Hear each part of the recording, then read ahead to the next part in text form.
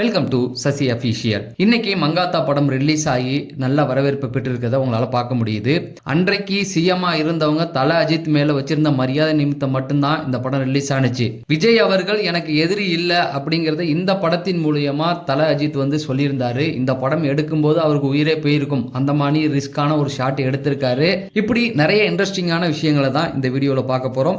நீங்க இந்த சேனலுக்கு புதுசா இருந்தா சேனலை சப்ஸ்கிரைப் பண்ணிட்டு வீடியோவை லைக் பண்ணிருங்க. ஃபர்ஸ்ட் எடுத்தோன்னே மங்காத்தா இன்றும் மங்காத்தாவை பொறுத்த வரைக்கும் அன்னைக்கு ரிலீஸ் ஆகும் பொழுதே மிகப்பெரிய பிரச்சனைகளை சந்திச்சிருந்தது. மங்காத்தா படம் எடுக்கிறதுக்கு முன்னாடி தல அஜித்தோடைய கிராஃப் எப்பவுமே பாத்தீங்கன்னா ஒரே சீரா இருக்காது, ஒரு பக்கம் ஏறும் ஒரு பக்கம் இறங்கும், அந்த மாதிரி தான் போயிட்டு இருந்தது. இந்த படம் எடுக்கும் பொழுது தல அஜித் அவர்கள் ஒரு முடிவுக்கு வந்துட்டார். இனிமேல் டை அடிக்க போறது இல்ல, நான் இப்படிதான் இருப்பேன், நான் மாத்திக்க போறது இல்ல, ஏற்கனவே ரசிகர் மன்றங்களை கலைச்சிட்டாரு, ஆடியோ லாஞ்சுக்கு வர மாட்டாரு, இப்படி நிறைய விஷயங்களை அவர் பண்ணும்போது இந்த இதுல புதுசா ஒண்ணு போட்டாரு. தலைக்கு டை அடிக்க போறதுல இப்படியே தான் இருக்க போறோம்.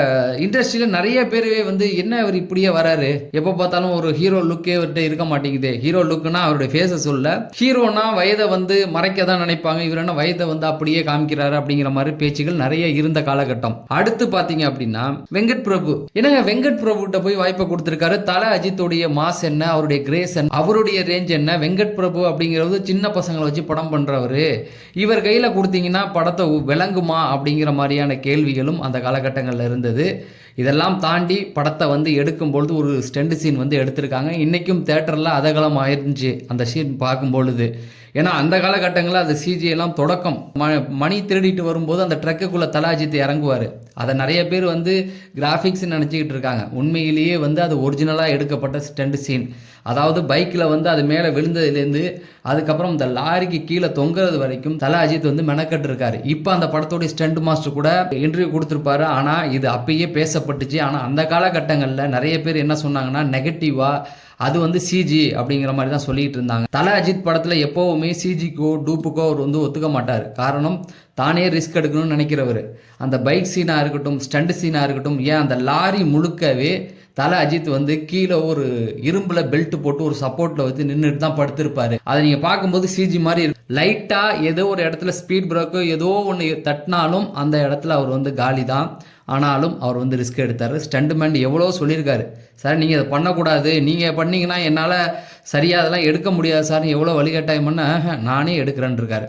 அதே போல் தல அஜித் ரசிகர் மேலே எவ்வளோ பாசம் வச்சிருக்காரு அப்படிங்கன்னா, இந்த படத்தோடைய ரிலீஸ் அப்போ எப்படி விளம்பரம் பண்ணியிருந்தாங்கன்னா, சில ஃபர்ஸ்ட் வாங்குற அந்த சிடிக்கள்லாம் எப்படின்னா அப்போ சிடி தான் இருந்தது, தல அஜித்தோடைய ஒரிஜினல் ஆட்டோகிராஃப் போட்டு தராங்க அப்படின்னு. அதுக்காகவே நிறைய பேர் முந்தி எடுத்துட்டு அந்த சிடி வாங்குறதுக்கு நின்னாங்க.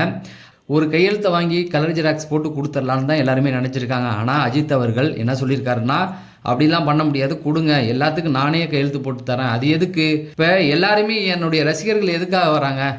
என்னுடைய கையெழுத்துக்காக தானே. அதையும் நான் போலியாக கொடுக்க முடியுமா? என் ரசிகர்களுக்காக நான் இதை கூட பண்ண மாட்டேனான்னு உட்காந்து ஒரு 10,000 சீடிக்கு மேலே அவரையே சொந்தமாக கையெழுத்து போட்டு கொடுத்துருக்காரு. சரி, இந்த படத்தை எடுத்தாச்சு, எல்லாம் ரெடி. இப்போ இருக்கிற ஆட்சி தான் அப்போ இருந்தது. ஆனால் எலெக்ஷனுக்கு படம் ஷூட் பண்ணும்போது இப்போ இருக்கிற ஆட்சி இருந்தது. ஆனால் ஷூட்டிங் முடிஞ்சதுக்கு அப்புறம் வேற ஒரு ஆட்சி மாறிட்டாங்க. ஏன் சொல்லணும், ஏடிஎம்கே வந்துட்டாங்க, அவ்வளோதான். ஏடிஎம்கே வந்ததுக்கு அப்புறம் Cloud9ல துரை அழகிரி தான் எடுத்திருந்தாரு.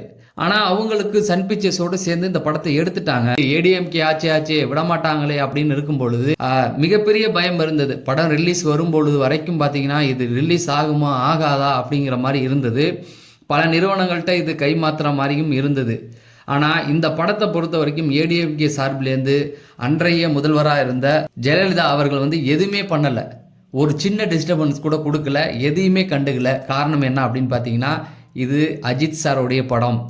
அந்த படத்துக்கு எந்த தடையும் நம்ம பக்கம் வரக்கூடாது, நம்ம சைட்லேருந்து கொடுக்கக்கூடாதுன்றத, அதாவது அவங்களை சார்ந்த எல்லாத்தையுமே இந்த படத்துக்கு எந்த ஒரு இடைஞ்சலும் கொடுக்கக்கூடாது அப்படிங்கிறத சொல்லியிருந்தாங்க. அதனாலேயே இந்த படத்தில் ஒரு சின்ன பிரச்சனையும் கூட வரல. அதாவது சன் பிக்சர்ஸ் தான் ரிலீஸ் பண்ணுறாங்க, ஆனால் ஒரு பிரச்சனையும் வரல. இந்த வேற யாராக இருந்தால் விட்டுருப்பாங்களான்னு தெரியல. தல அஜித்துக்காகவே அவங்களை எந்த ஒரு தொந்தரவும் பண்ணாமல் அந்த படத்தை ரிலீஸ் பண்ணாங்க. படம் தாறுமாற.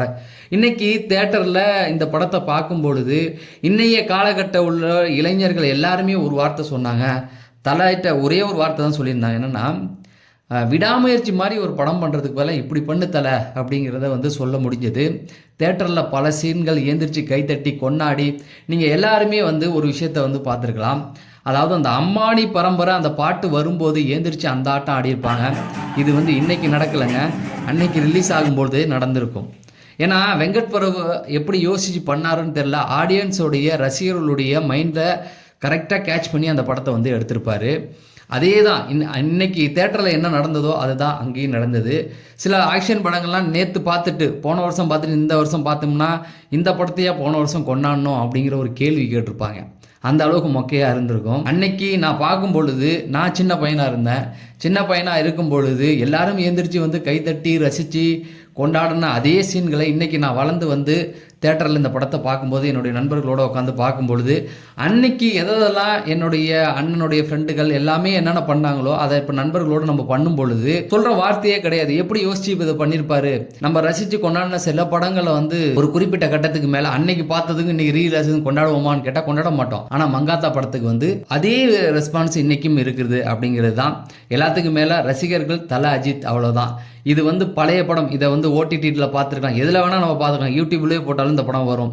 ஆனாலும் அப்படிப்பட்ட ஒரு படத்தை தான் வந்து இன்னைக்கு தேட்டரில் ரிலீஸ் ஆகும்பொழுது ரசிகர்கள் கொண்டாடிக்கிட்டு இருக்காங்க. அதுக்கப்புறமேட்டுக்கு இன்னொரு விஷயம் பார்க்கலாம். மங்காத்தா 2 ஏன் வரலை அப்படின்னா, அந்த காலத்திலேயே மங்காத்தா 2 வரத்துக்கான நிறைய வாய்ப்புகள் இருந்தது.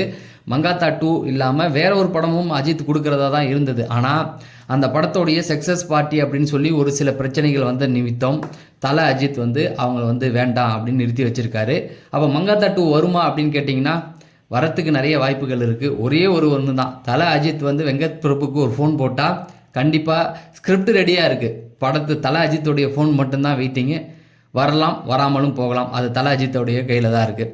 சரி, விஜய் அவர்களை தன்னுடைய எதிரியாக எப்போவுமே அவர் நினச்சதில்லை அப்படிங்கிறதுக்கு தலைக்கும் தளபதிக்கும் உச்சக்கட்ட மோதல் அந்த காலகட்டங்களில் நடந்துக்கிட்டு இருக்குது. அப்படி நடக்கும் பொழுது அதை எல்லா ரசிகர்களும் வரவேற்பாங்க. ஏன்னா அப்படி இருந்தால் தான் இங்கே ஜெயிக்கலாம். ஆனால் தல அஜித் என்ன பண்ணியிருந்தான்னா, அதே மங்காத்தா படத்தில் விண்ணை காப்பான் ஒருவன் மண்ணை காப்பான் ஒருவன் அந்த பாட்டையும் அவருடைய படத்தில் போட்டிருந்தார். குட் பேட் அகிலியில் வந்து நண்பாயம் வெயிட்டின்னு சொன்ன ஒரு வசனங்கள் என்ன சொல்லுவாங்க, தல அஜித் வந்து தளபதிக்கு ஆதரவாக பேசியிருக்காரு, அதுவும் அரசியல் கட்சி தொடங்கணும்னு பேசியிருக்காரு அப்படிங்கிற மாதிரி. அதெல்லாம் ஒன்றும் கிடையாது. மங்காத்தா படத்திலேயே பேசிட்டாரு தல. அவருடைய படம் அப்போ தேட்டரில் உச்சகட்ட மோதல்லாம் நடக்கும். அந்த ஸ்க்ரீனில் விஜய் வருவார். அப்பயே தல அஜித் இதெல்லாம் நடத்தி காமிச்சிருக்காரு அப்படிங்கிறது தான். இன்னும் நிறைய விஷயங்கள் சொல்லிக்கிட்டே போகலாம். ஆனால் வீடியோட லென்த் அதிகமாகக்கூடாது அப்படிங்கிறதுக்காக இங்கே இதோட முடிக்கிறேன். என்னை பொறுத்த வரைக்கும் அன்னைக்கு நான் சின்ன பையனாக இருந்து பார்த்த இந்த மங்காத்தா படம் அன்னைக்கும் என்னுடைய மனசில் வந்து ஒரு பசுமையான ஒரு நினைவுகள், மறக்க முடியாத ஒரு கொண்டாட்டமாக இருந்தது.